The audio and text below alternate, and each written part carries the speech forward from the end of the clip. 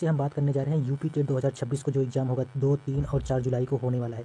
तो अभी से हम जो है एक-एक सब्जेक्ट करके आपको यहाँ पर प्रैक्टिस सेट करवाएँगे और जो भी आपकी तैयारी नहीं है यहाँ से आप इस चैनल के माध्यम से कर सकते हैं। तो चलिए सबसे पहले आज हम हिंदी की बात करेंगे। हिंदी से 30 प्रश्न पूछा जाता है।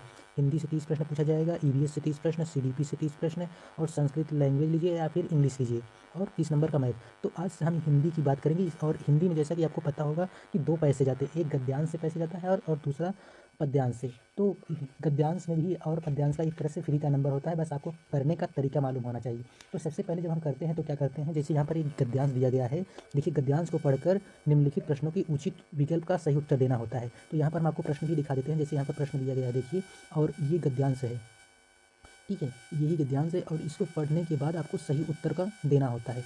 तो चलिए मैं आपको बताता हूँ। सबसे पहले आपको क्या होता है कि पहले आपको पैसेज नहीं पढ़ना है, जो है ये सब सारा पैसेज है इसको नहीं पढ़ना है ये सब। सबसे पहले आपको क्या करना होता है, टाइम की क्योंकि कमी होता है एग्जाम में, तो सबसे पहले आपको क्वेश्चन पे जाना है। क्वेश्चन देख लेंगे, जैसे यहाँ पर पहला प्रश्न पहला कह रहा है कि लेखिका के अनुसार अपनी बात कहने के संदर्भ में सबसे महत्वपूर्ण क्या है, ये बात देख लीजिए। फिर उसके बाद दूसरा प्रश्न देख लीजिए, कह रहा है कि संवाद तभी सार्थक होता है।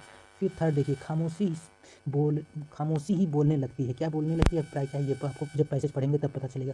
फिर फोर्थ नंबर क्वेश्चन यहाँ पर कह रहा है लेखिका के अनुसार क्या होगा, पैसेज भी पढ़ेंगे तब। पांचवा कह रहा है कि महत्वपूर्ण शब्द क्या है, ये देखिए एक दो शब्द जो है आपके ग्रामर से होता है, ये पैसेज नहीं लेकिन पता चलेगा। जैसे निम्नलिखित में से कौन सा स्त्रीलिंग शब्द, ये यहाँ पर भी आपको पता चल जाएगा। फिर सातवां देखिए, 7 तक क्वेश्चन करना है। इस सवाल का जवाब तो कोई भी शिक्षक दे सकता है, वाक्य में आए भी तो शब्द क्या है, निपात है या क्या है, संबंध बोला क्या क्रिया विशेषण है या फिर सर्वनाम है। तो ऐसे है। चलिए सबसे पहले हम क्या करते हैं, पैसेज पढ़ते हैं, फिर आप लोग भी उसका उत्तर देखिएगा कौन सही होता है, आपको कर पाते हैं कि नहीं।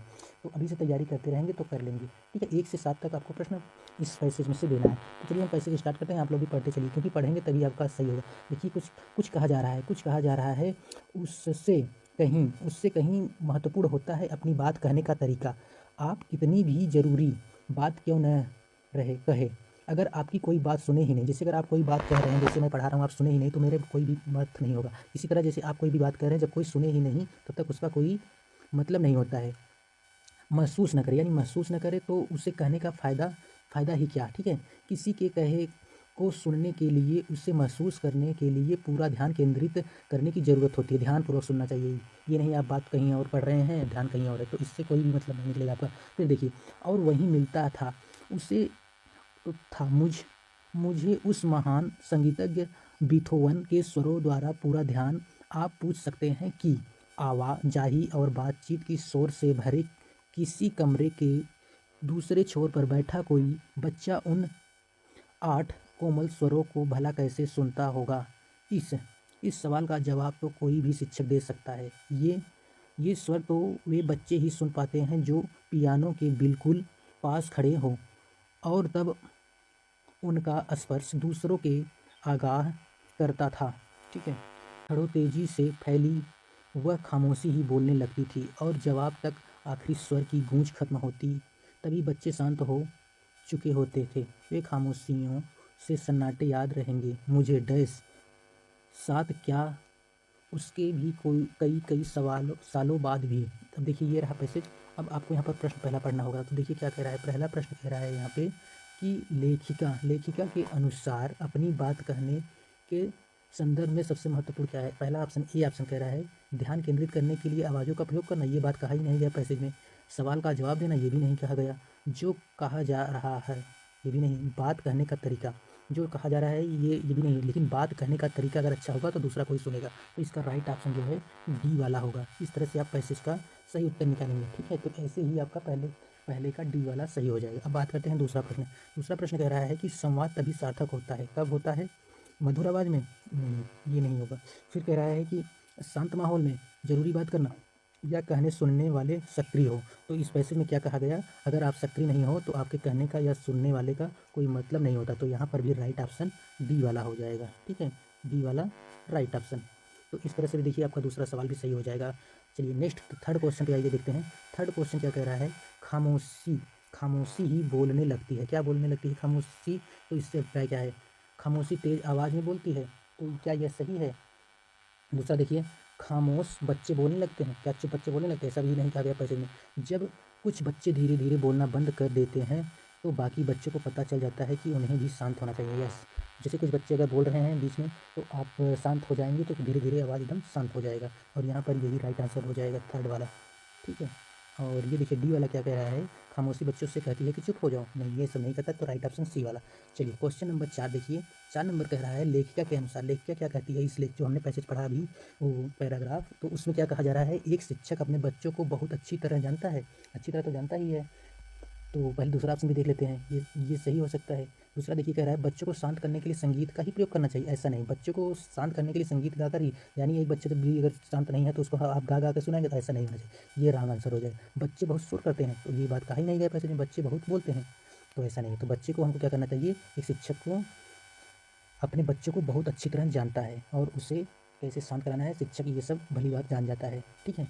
आइए बात करते हैं क्वेश्चन नंबर 5, महत्वपूर्ण शब्द है। क्या महत्वपूर्ण शब्द है, ये जो पैसे में हमने पढ़ा था उसमें महत्वपूर्ण शब्द क्या है, विकारी है या फिर यौगिक है या फिर योगरूढ़ या फिर रूढ़। ठीक है, रूढ़ या योगरूढ़। तो विकारी शब्द जिसका कोई, इसमें विकारी की बात नहीं कहा जा रहा है, इसका राइट ऑप्शन हो जाएगा यौगिक। ठीक है, इसमें जो हमने पैसेज पढ़ा है उसमें महत्वपूर्ण क्या है, यौगिक से मिला है। फिर नेक्स्ट क्वेश्चन यहाँ पर है, निम्नलिखित में कौन सा शब्द स्त्रीलिंग है। जवाब, जवाब क्या है, स्त्रीलिंग है। देखिए दूसरा ऑप्शन क्या कह रहा है कि सवाल, ये भी नहीं, पियानो बातचीत, तो निम्नलिखित में स्त्रीलिंग बातचीत। देखिए अब यहाँ पर हमको कैसे पता चलेगा, तो जब भी हम कहीं जवाब क्या कहते हैं, देती नहीं है, जवाब दिया जाता है, जवाब क्या किया जाता है, दिया जाता है, तो ये स्त्रीलिंग नहीं है, ये पुल्लिंग है। हमसे पूछ रहा है स्त्रीलिंग, सवाल की नहीं जाती, किया जाता है, ये भी नहीं होगा, तो जो होगा उसको बताना। पियानो बजाई नहीं जाती, बजाया जाता है, तो बातचीत की जाती है, तो यहाँ पर बातचीत सही ऑप्शन हो जाएगा। इस तरह से आप थोड़ा सा दिमाग लगा के करेंगे तो आपका सवाल सही हो जाएगा। चलिए आगे नेक्स्ट क्वेश्चन पर हम बात करते हैं। 7 नंबर क्वेश्चन कह रहा है कि इस सवाल का जवाब तो कोई भी शिक्षक दे सकता है। वाक्य में आए भी तो एक शब्द है, तो भी क्या होगा ये बताना है। देखिए निपात या फिर संबंधबोधक या क्रिया विशेषण। क्रिया विशेषण क्या होता है, जब किसी की हम उसमें विशेषता बताते हैं। सर्वनाम क्या होते हैं, संज्ञा के स्थान पर संबंध, किसी से संबंध होता है। लेकिन निपात क्या होता है, तो निपात में हम जोड़ देते हैं, जैसे मुझे जाना ही होगा, ही पे आया ना, ही, मुझे भी करना होगा, ये मुझे भी पे जोड़ आता है, मुझे भी करना, तो जब निपात कितने हो तो यह हो जाएगा निपात। इस तरह से हमारा ये पैसेज कंप्लीट हुआ गद्यांश का। आइए हम पद्यांश, देखिए गद्यांश थोड़ा बड़ा होता है लेकिन पद्यांश हमारा जो है छोटा होता है, लेकिन ये इसका अर्थ जो है बहुत ही डिफिकल्ट होता है। गद्यांश कहने का मतलब थोड़ा सा टफ होता है पद्यांश।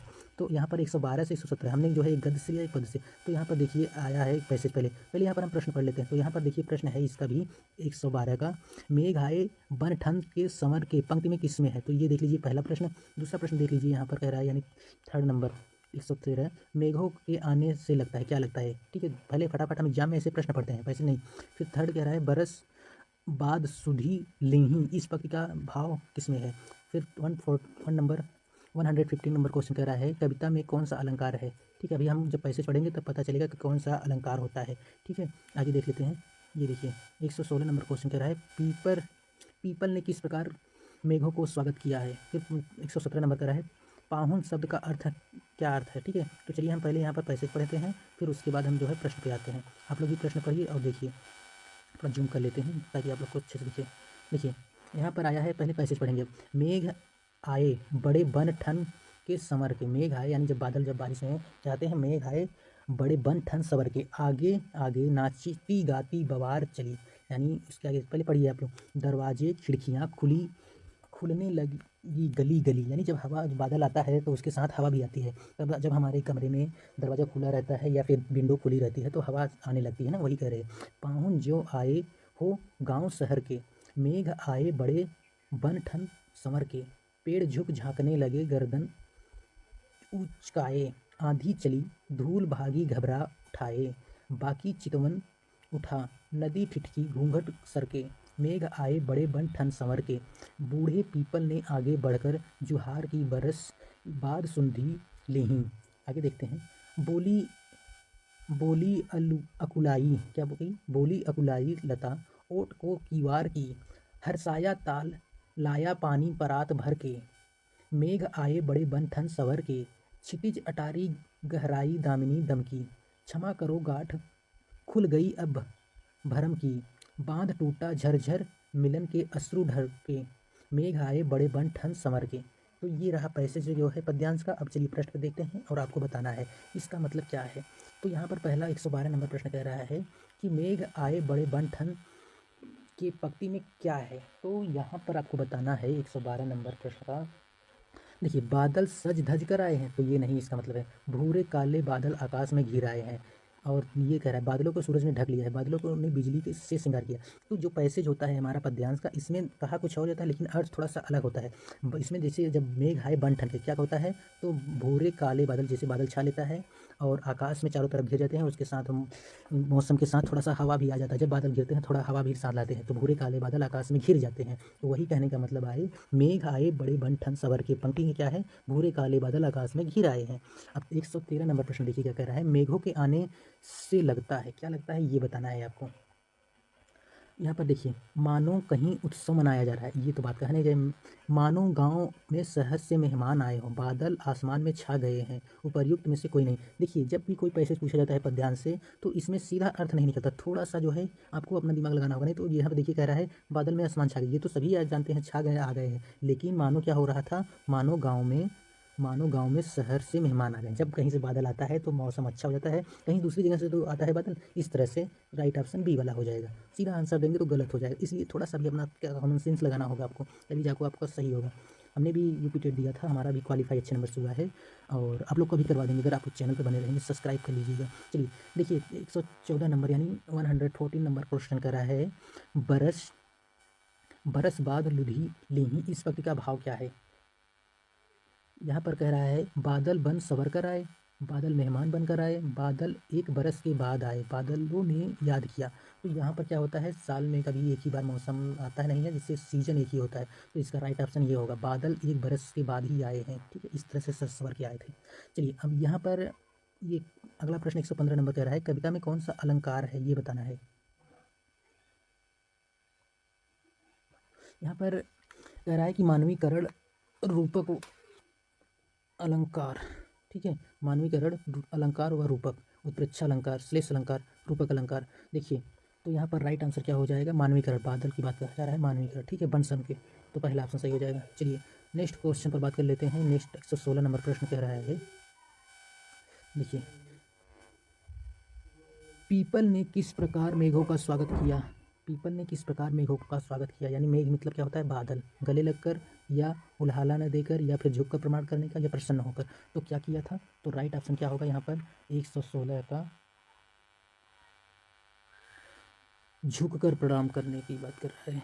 ठीक है, तीसरा 117 नंबर देखिए, पाहुन, पाहुन, पाहुन शब्द का क्या अर्थ है। पाहुन शब्द का अर्थ मेहमान होगा या पैर होगा या फिर आना होगा या फिर पालना। 117 का राइट ऑप्शन यहाँ पर पाहुन का मतलब होता है मेहमान। ठीक है, तो ये रहा पैसेज, आशा करता हूँ आपको समझ में आया होगा। इसी तरह से आपको पैसेज फॉलो करना है, आप खुद ही 2 3 4 पैसेज को बढ़िया से फॉलो करिए और फिर अपना प्रैक्टिस करते रहेंगे, तो फिर आपका हैबिट बन जाएगा और आपको समझ में आया होगा, आशा करते हैं। मिलते हैं नेक्स्ट वीडियो में, तब तक के लिए धन्यवाद। चैनल को सब्सक्राइब कर लीजिएगा। जय हिंद।